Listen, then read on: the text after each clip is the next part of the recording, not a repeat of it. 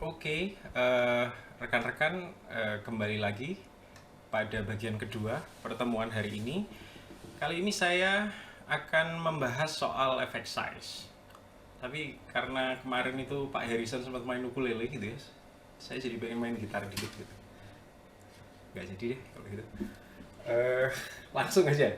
Oke, untuk yang kalau kita bicara soal effect size, em, saya lagi-lagi akan mengulang apa yang sudah saya sampaikan di awal pada bagian pertama tadi, yaitu berkaitan dengan ini.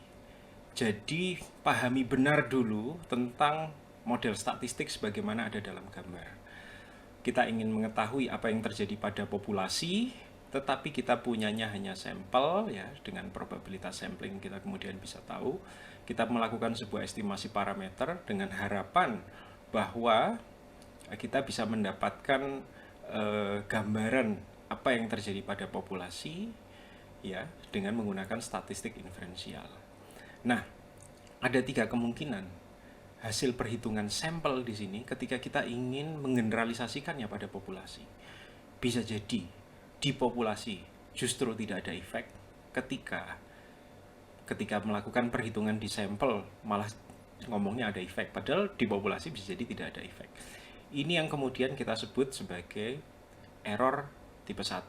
Itu kenapa kemudian kita melakukan namanya uji hipotesis nol dengan menggunakan p-value tadi ya, dimana rule of thumb-nya adalah 0,05, dimana kalau seandainya hasil yang kita dapatkan P-nya di bawah 0,05, maka kita mengatakan ada probabilitas bahwa hipotesis 0 ditolak. Berarti ada probabilitas hipotesis alternatif diterima. Tapi bisa jadi juga persoalannya adalah misalnya di sampel perhitungannya tidak ada efek, tapi justru di populasi ada efek, cuman efeknya kecil. Atau kemudian ada efek, tapi efeknya bisa jadi besar gitu ya. Ini yang disebut sebagai error tipe 2 yang kita nanti melakukan uji HA. Ya, kita lihat dengan statistical power. Apa itu statistical power? Nanti akan kita bahas lebih lanjut. Jadi tapi hanya sekilas saja apa itu kemudian statistical power, rekan-rekan. Nah, jadi ini dipahami dulu ya. Seringkali kemudian kita tidak benar-benar tahu keadaan di populasi karena pengetahuan kita hanya pada tataran sampel, tapi kita ingin menggeneralisasikannya pada populasi, sehingga kita harus mempersiapkan taraf error yang bisa ditoleransi itu sampai seberapa besar dari data yang kemudian kita punya di tingkat sampel. Oke, lanjut. Seperti ini kalau kita berbicara terkait dengan uji hipotesis ya. Pada tataran sampel, temuan studi yang kita lakukan bisa jadi hasilnya menyatakan menolak hipotesis nol. Berarti kalau menolak hipotesis nol ada efek. Kalau seandainya di sini bersesuaian dengan keadaan yang terjadi pada populasi, ternyata ya kan keadaan di populasi tersebut ada efek ya, di sini berarti benar, ini yang kita harapkan ya kan. Sementara kalau ternyata di hasil sampel kita menyatakan ada efek di mana hipotesis nol itu ditolak, tetapi keadaan sebenarnya ternyata tidak ada efek, maka di sini terjadi namanya tipe 1 error ya kan. Ini yang disebut sebagai false alarm. Nah, kayak ibarat kata kalau kita bicara di sini, misalnya adalah kita mengatakan kemarin saya berikan contoh ada tes pack itu adalah tes kehamilan misalnya. Terus kemudian ada laki-laki datang diuji dengan menggunakan tes kehamilan urinnya, dikatakan bahwa yang bersangkutan hamil. Padahal kenyataannya sebenarnya tidak ada laki-laki yang hamil. Di sini kemudian terjadi kesalahan tipe 1, ya kan? Ada kemarin yang sempat menanyakan, Pak, saya bingung untuk kemudian menghubungkan apa hubungannya antara laki-laki hamil gitu ya dengan kenyataan-kenyataan apa yang terjadi dalam statistik. Lo ingat ya, ini cuman analogi bahwa oke, kalau kita hanya mengandalkan pada perhitungan sampel, ya kan, dan kita seringkali tidak mengetahui apa yang terjadi pada populasi, dan kita hanya berdasarkan pengambilan kesimpulannya hanya berdasarkan sampel saja, maka bisa jadi kita tersesat pada error tipe 1. Loh, orangnya laki-laki kok, sampel urinnya gitu ya, kok kemudian kita mengatakan hamil. Bisa jadi kita tidak tahu orangnya itu laki-laki atau tidak, cuman dikasih urinnya saja misalnya. Terus kemudian dinyatakan hamil di sana. Ini sama dengan hasil statistik yang kita punyai. Kita tidak punya pengetahuan tentang populasi. Bisa jadi tidak punya pengetahuan terkait dengan populasinya. Sama juga tadi tidak tahu apakah itu kemudian laki-laki atau perempuan. Tapi ketika urinnya dilakukan pengecekan apakah dia hamil atau tidak, loh kok hasilnya hamil. Padahal ketika di cross check, loh tiba lanang kok hamil gitu, laki kok hamil. Di sini kemudian terjadi namanya error tipe 1. Nah, kita sebenarnya memiliki batas ya bahwa dari data sampel yang kita miliki, kita punya derajat toleransi. Intinya kalau seandainya dia berada di bawah 5%, kita bisa mengambil kesimpulan bahwa hipotesis 0 itu bisa ditolak. Ya.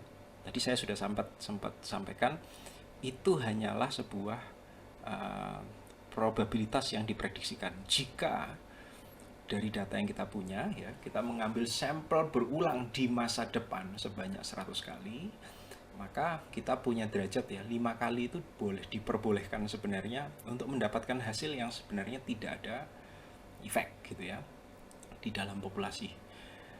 Jadi ini ya, kalau kita ngomong soal false alarm atau error tipe 1. Nah, kalau yang temuan yang kita miliki di tingkat sampel menyatakan tidak ada efek, ya kan? Terus kemudian di tingkat populasi juga menyatakan tidak ada efek, ya, maka bersesuaian. Ini berarti ya bersesuaian. Jadi nggak ada problem di sini karena sudah bersesuaian. Yang jadi problem adalah ketika kita mengatakan bahwa dalam sampel tidak ada efek, padahal aslinya di dalam populasi ada efek. Bayangkan misalnya dari contoh yang tadi, ada urin diberikan pada lab ya, diberikan di lab di sana. Terus kemudian urin tersebut dianalisis, ternyata yang bersangkutan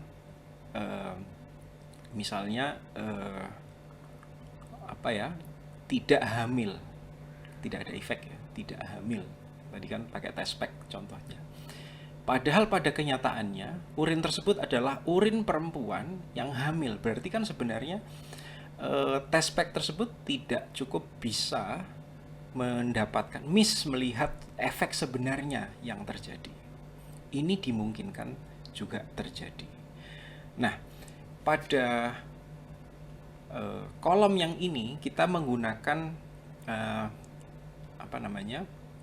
derajat yang kemudian, probabilitas yang kemudian kita gunakan adalah alfa, yaitu 5%, 0,05%. Sementara kalau pada kolom yang ini, di mana keadaan kita ingin melihat apakah ada miss atau tidak dari efek ya, yang sebenarnya bisa aslinya ada efek gitu ya, tetapi kemudian dia gagal atau miss ya untuk mendapatkan efek yang sebenarnya, kita menggunakan derajatnya kita sebut sebagai beta. Kalau alfa ini biasanya derajatnya adalah yang kita sepakati dalam ilmu-ilmu sosial adalah 0,05 atau 5%, maka kalau seandainya kita bicara soal error tipe 2, kita berbicara soal beta derajatnya adalah biasanya 0,2 ya, 0,2 atau 20%. Nah, eh, yang kita harapkan biasanya kalau dalam pengujian statistik di tingkat sampel, karena kita sudah mendasarkan hipotesis itu ada efek atau tidak, itu adalah pada yang ini. Ya, eh, jadi di temuan di sampel ada apa namanya, hasil yang eh, ada hubungan, ada pengaruh, tetapi di populasi juga menunjukkan ya bahwa memang sebenarnya ada pengaruh gitu ya. Nah, ini kita biasanya menggunakan 1 min beta, karena betanya biasanya kita tentukan 0,2 atau 20%, maka di sini adalah 1 min beta berarti 1 min 0,2 adalah 80%, rekan-rekan. Ya, ini mungkin agak bingung kalau seandainya masih belum ada datanya, tapi nanti ketika kita belajar soal analisis data, biasanya rekan-rekan akan punya gambaran yang lebih apa namanya, komprehensif ya intinya. Oh begini ya kalau sudah praktek, biasanya oh ini yang disebut sebagai kesalahan tipe 1, oh ini yang disebut sebagai kesalahan tipe 2. Oke, lanjut kita. Kalau kita berbicara soal effect size, ya kan, kita bicara soal magnitude atau besaran dari efek. Nah, persoalannya kemudian ketika orang kemudian melakukan uji statistik, seringkali hanya mendasarkan pengambilan kesimpulannya berdasarkan alfa atau uji signifikansi hipotesis 0 atau p-value ya, kita lihat 0,05%. Pokoknya kalau di bawah, bukan 0,05%, 0,05. Kalau di bawah 5% atau di bawah 0,05, maka saya mengatakan bahwa ada probabilitas bahwa H0 ditolak gitu ya. Sehingga signifikan hubungannya. Kita mengatakan seperti itu. Nah, di sini sebenarnya cukup problematik rekan-rekan kalau kita kemudian hanya melandaskan pengambilan kesimpulan itu berdasarkan hipotesis 0 gitu ya. Karena sifatnya hitam putih rekan-rekan. Kalau penolakan hipotesis, pokoknya kalau jelas di bawah 0,05 berarti ada hubungan, berarti ada beda, berarti ada pengaruh gitu ya. Hanya sekedar hitam putih di sana.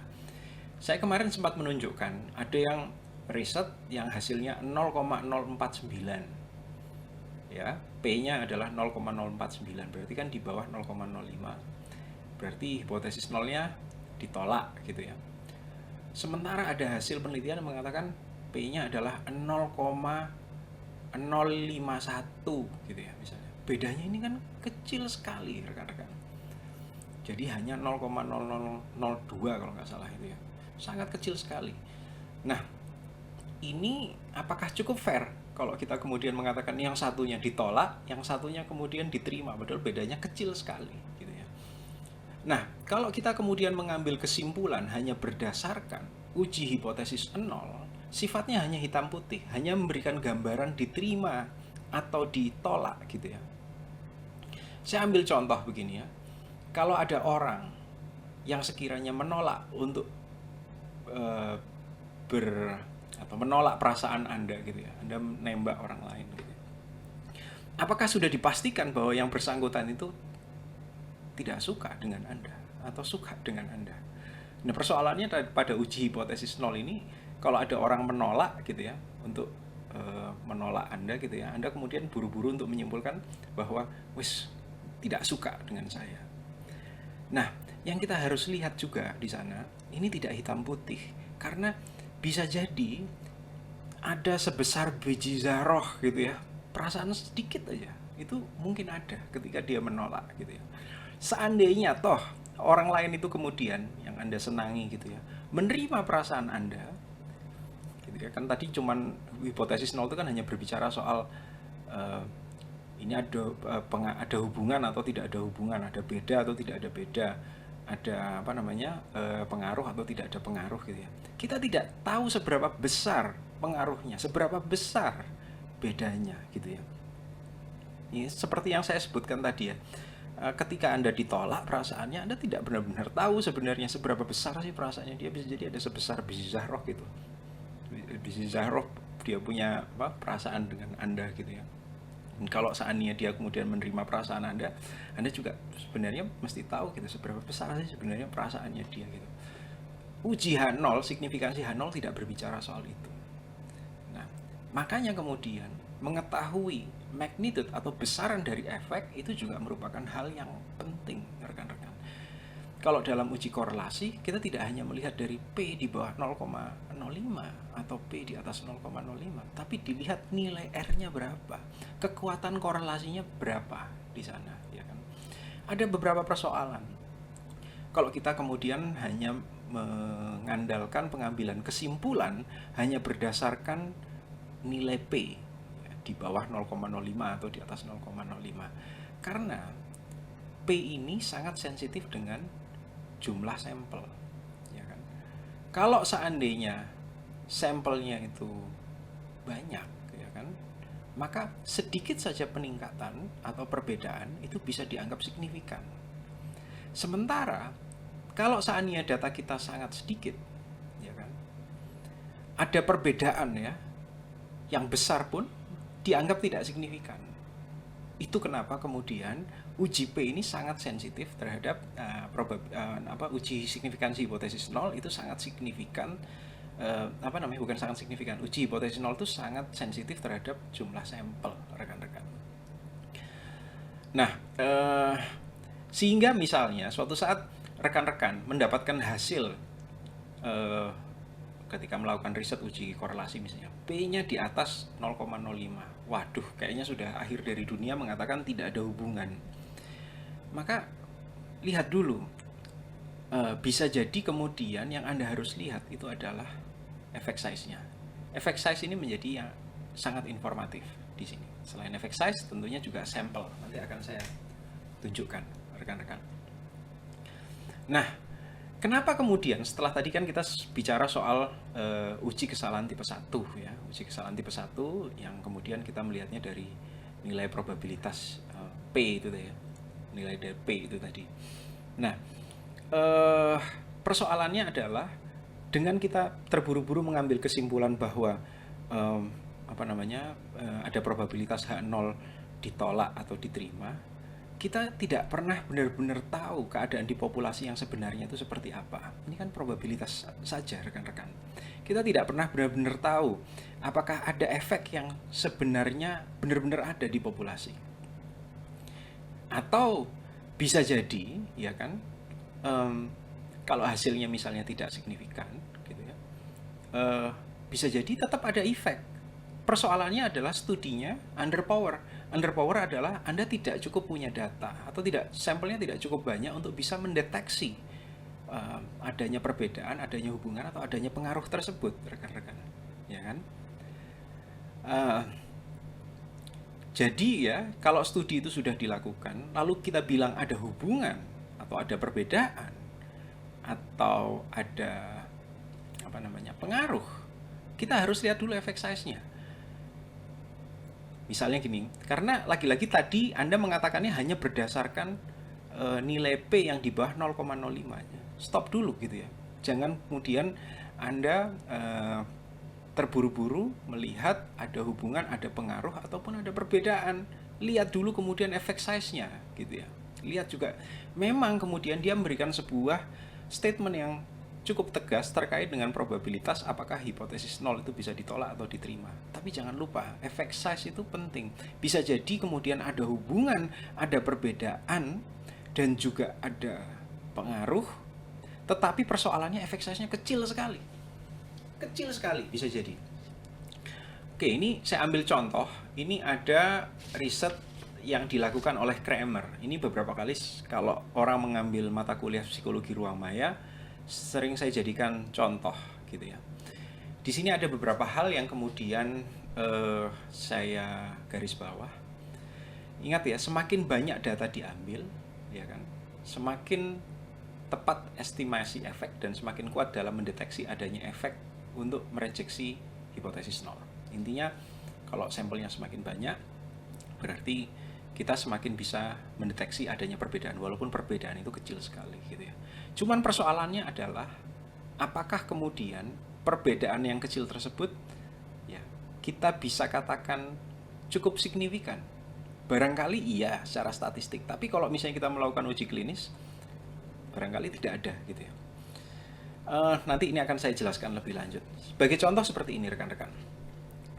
Eh, Penelitian dari Kramer itu meneliti soal efek dari penularan emosi di Facebook. Di sini dia memiliki lebih dari 600.000 sampel untuk melihat apakah kemudian ketika newsfeed itu dikontrol, valensi negatif dan positifnya atau kontennya yang positif dan negatifnya itu akan berpengaruh terhadap kecenderungan seseorang untuk kemudian memposting sesuatu yang sifatnya negatif atau positif. Kita lihat dari hasil di sini. Di sini Facebook, ya Kramer yang bekerja sama dengan Facebook mengontrol konten-konten negatif yang ada di newsfeed. Jadi dibatasi ya berita-berita negatif atau konten-konten negatif yang ada di mana di Facebook gitu ya. Sengaja dibatasi dengan algoritma tertentu. Apa yang terjadi kemudian? Yang terjadi adalah yang ketika kemudian konten negatif di Facebook itu dibatasi di newsfeed-nya gitu ya, dia bacanya jadinya cuma sedikit gitu ya. Kecenderungan seseorang untuk memposting atau kecenderungan pengguna Facebook tadi untuk memposting hal-hal yang sifatnya positif itu menjadi meningkat dibandingkan kelompok kontrol. Kelompok kontrol ini berarti tidak dikontrol newsfeed-nya tadi ya. Newsfeed-nya tidak dikontrol. Sebaliknya, ketika tadi newsfeed tadi itu dikontrol, berita-berita negatifnya atau konten-konten negatifnya, yang terjadi adalah kecenderungan pengguna tadi untuk memposting berita-berita negatif menjadi semakin rendah dibandingkan kelompok kontrol. Nah, sebaliknya, ini yang kemudian cukup unetik ya, maksudnya tidak cukup etik dilakukan. Facebook dengan Kramer tadi itu mengontrol algoritma dari newsfeed tadi sehingga kemudian berita positifnya itu menjadi dikurangi.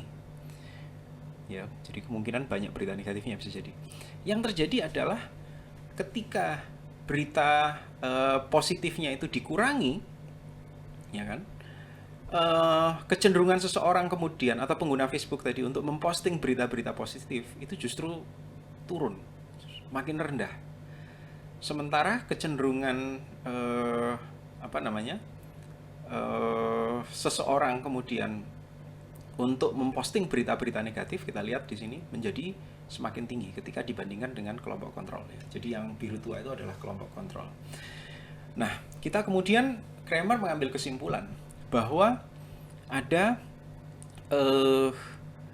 ketika kemudian newsfeed itu dikontrol algoritmanya, jadi berita negatifnya dikontrol, berita positifnya dikontrol, akan berdampak pada kecenderungan seseorang untuk memposting berita positif atau negatif. Hipotesisnya, alternatifnya diterima.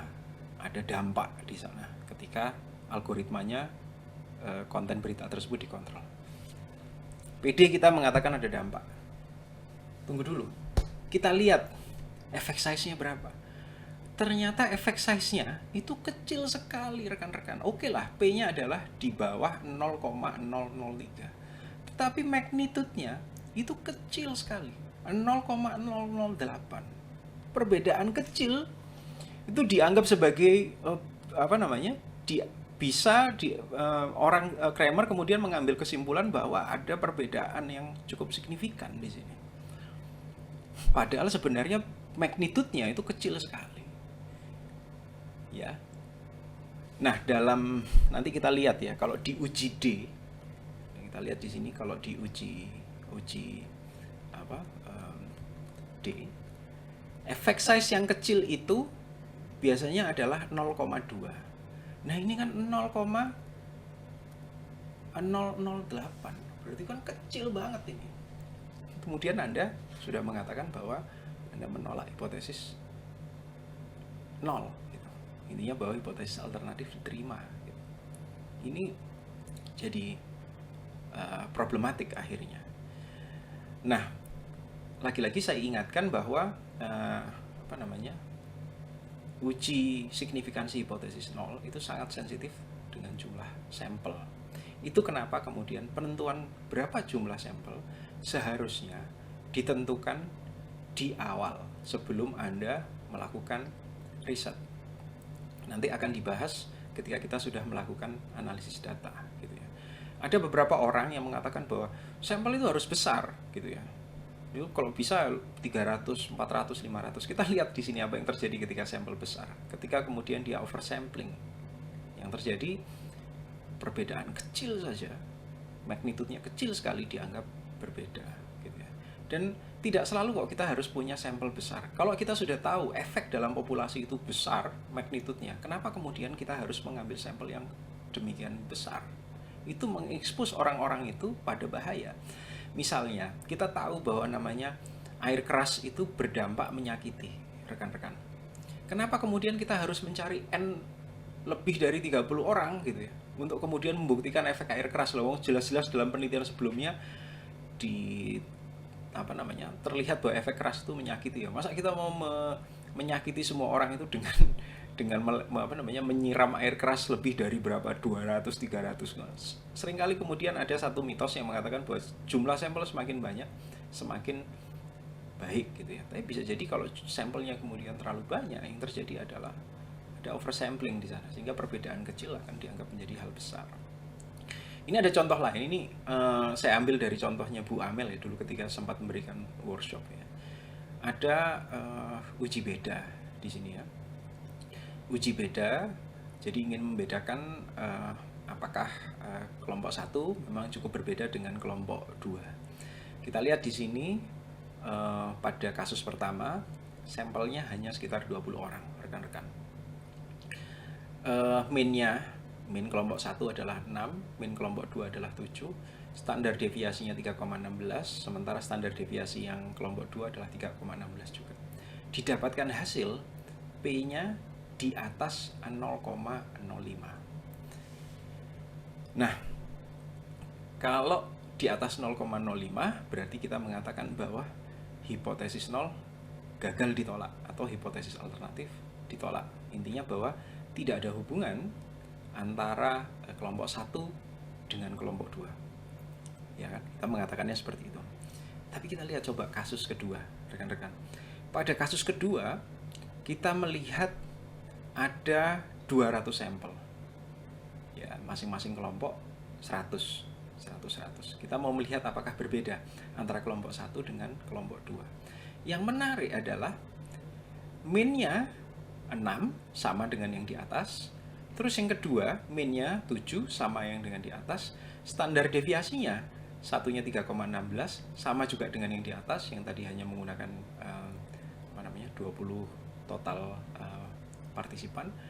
Standar deviasi pada kelompok 2 juga 3,16. Tapi kita lihat hasilnya. P sama dengan 0,02. Artinya P di bawah 0,05. Terus kemudian kita mengambil kesimpulan HO ditolak. Yang artinya HA, ada probabilitas HA diterima. Kok bisa? Lah wong min-nya sama, standar deviasinya sama. Nah, ini jadi problem, rekan-rekan. Itu kenapa kemudian rekan-rekan harus kritis ya ketika kemudian melihat hasil dari uji signifikansi hipotesis 0. Lihat kemudian effect size-nya juga gitu. Nah, dalam kasus yang tadi saya sempat menyampaikan di sini, problemnya adalah ini. Dengan data yang cukup ya, 1% peningkatan ya, atau perbedaan bisa saja dianggap signifikan. Sementara dengan data yang sedikit, bahkan 50% peningkatan atau perbedaan bisa jadi dianggap tidak signifikan, rekan-rekan. Itu kenapa kemudian rekan-rekan dari awal perlu kemudian untuk mengetahui sebenarnya effect size dari studi yang ingin dilakukan itu berapa. Itu ditentukan dari awal. Lagi-lagi kan rekan-rekan di sini selalu kemudian melandaskan risetnya itu berdasarkan hipotesis. Kalau mau melakukan penelitian self-esteem terhadap self-presentation misalnya, ada hubungan antara self esteem dan self presentation, dilihat pada jurnal yang kemudian jurnal utama tersebut, berapa kemudian effect size-nya, itu dijadikan landasan. Ya, tujuannya itu dijadikan satu landasan.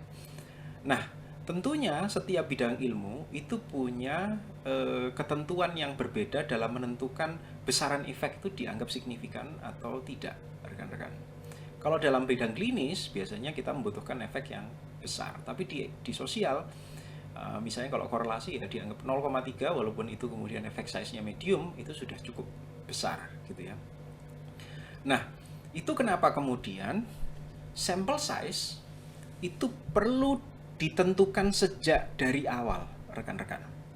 Tidak hanya kemudian efek size dari studi sebelumnya berapa.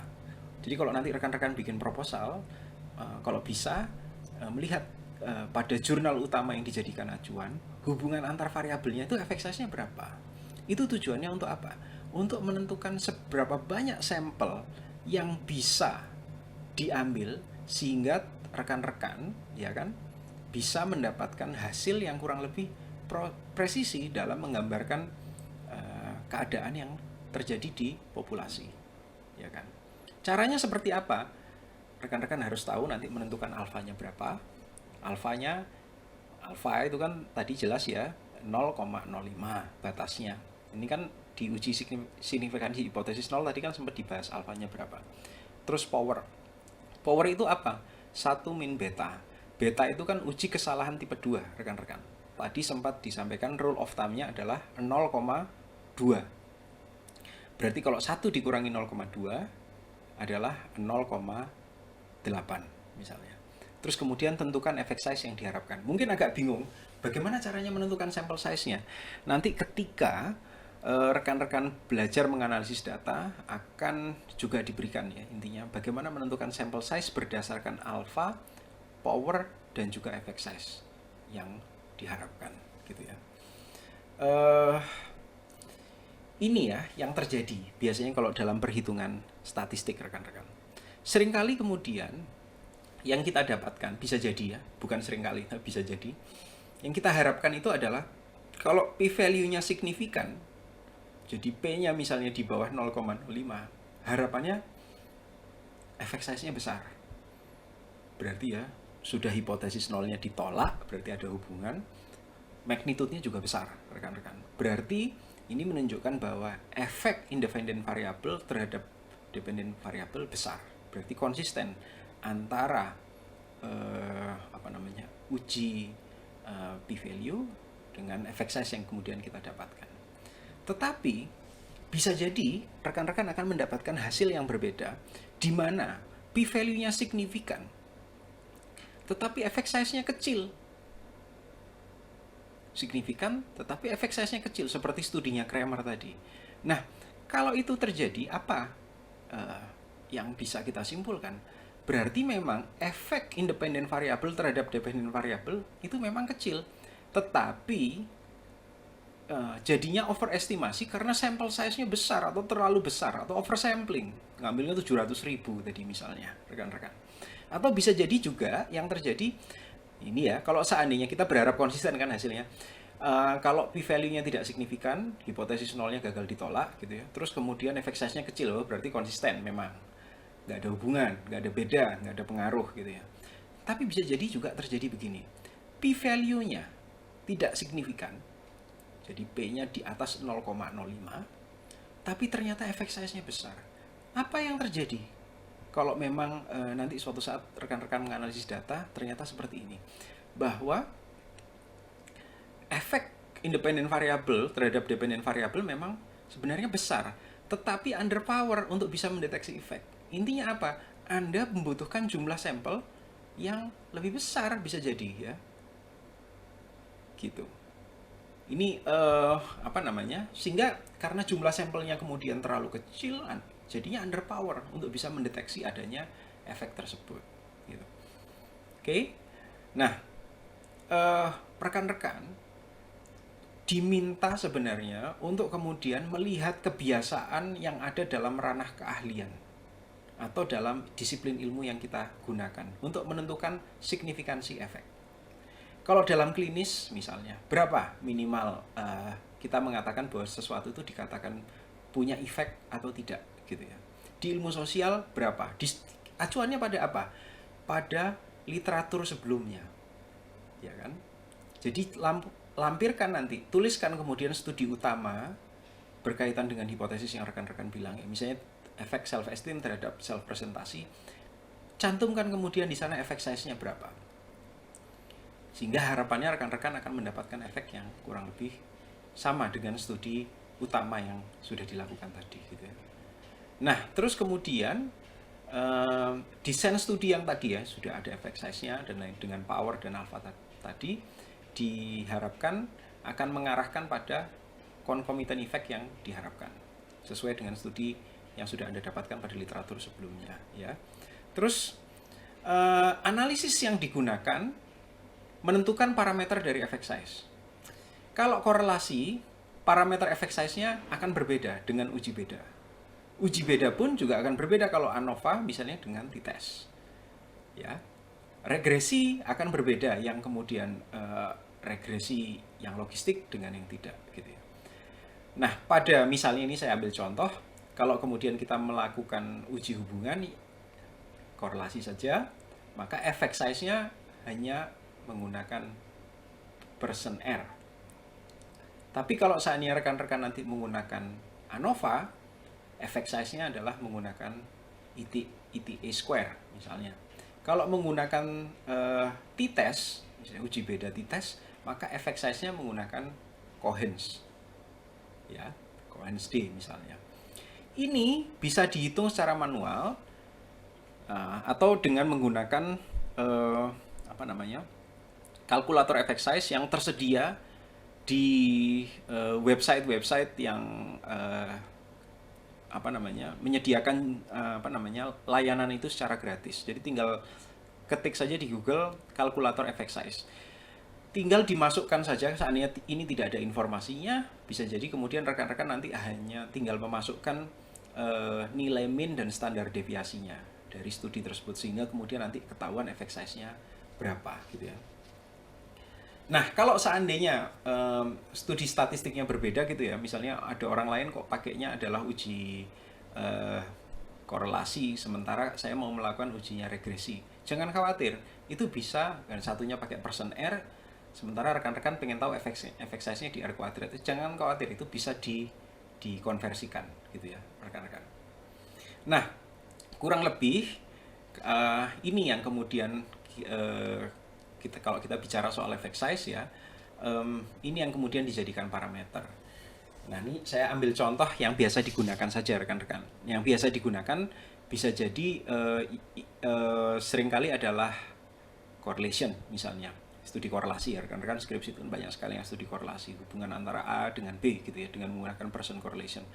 Maka parameter effect size-nya kalau 0,1 dianggap kecil, 0,3 dianggap medium, large-nya adalah 0,5. Jadi informasinya adalah dari R yang dia laporkan tadi. Kalau dalam contoh yang saya berikan tadi, misalnya yang jadi effect size-nya adalah yang ini, 0,456 minus 0,287 ya, minus 0,22, ini yang kemudian menjadi effect size-nya. Nah, kalau misalnya yang sering lagi adalah t-test. Kalau t-test, maka biasanya orang menggunakan Cohen's D. Yang Cohen's D itu efek dianggap kecil adalah 0,2. Nah, kalau yang dianggap medium adalah 0,5, yang large adalah 0,8. Ada pertanyaan lagi, Pak, apakah kita kemudian harus mendapatkan efek size yang besar? Saya ingatkan lagi, tidak harus rekan-rekan. Ini tergantung pada disiplin ilmu rekan-rekan.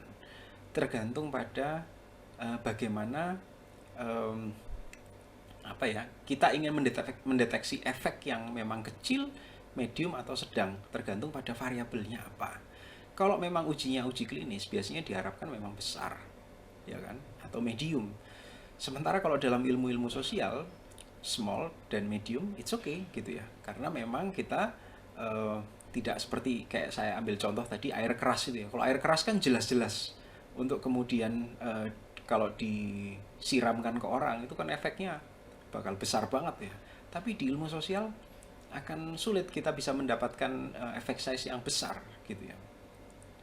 Eh, apa namanya, akan sulit sekali. Jadi justru kemudian di ilmu sosial yang kita lihat itu justru mungkin perbedaan yang kecil gitu ya, efek size-nya bisa jadi kecil ataupun medium. Yang medium sudah kita anggap besar gitu ya. Apakah kehadiran orang lain akan berpengaruh terhadap mood saya?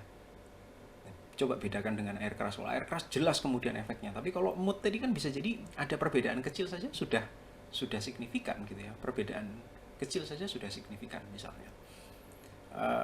Tidak ada persoalan. Yang perlu rekan-rekan ketahui adalah bagaimana disiplin ilmu rekan-rekan tadi biasanya menggunakan parameter effect size itu sampai seberapa besar gitu ya. Jadi tidak seperti kemudian di ilmu klinis yang mungkin rata-rata harus medium ataupun besar gitu rekan-rekan. Ini ya, jadi nanti dilihat di sini. Kalau seandainya ingin melihatnya berdasarkan korelasi, lihat R-nya. Kalau melihat namanya berdasarkan t-test ya lihat ini Cohen's D. Kalau chi-square pakai Cohen's omega. Kalau multiple regression pakai Cohen's F dan lain-lain dan lain-lain. Oke ya, mungkin sampai sekian pertemuan kali ini. Jangan khawatir rekan-rekan kalau mungkin agak sedikit bingung, tapi nanti ketika rekan-rekan nanti sudah beranjak pada analisis data, video ini dilihat lagi sehingga kemudian rekan-rekan bisa menginterpretasi dengan tepat.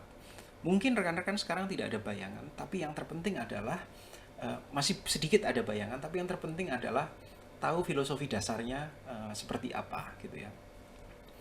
Oke, selamat belajar rekan-rekan, sampai jumpa di pertemuan selanjutnya.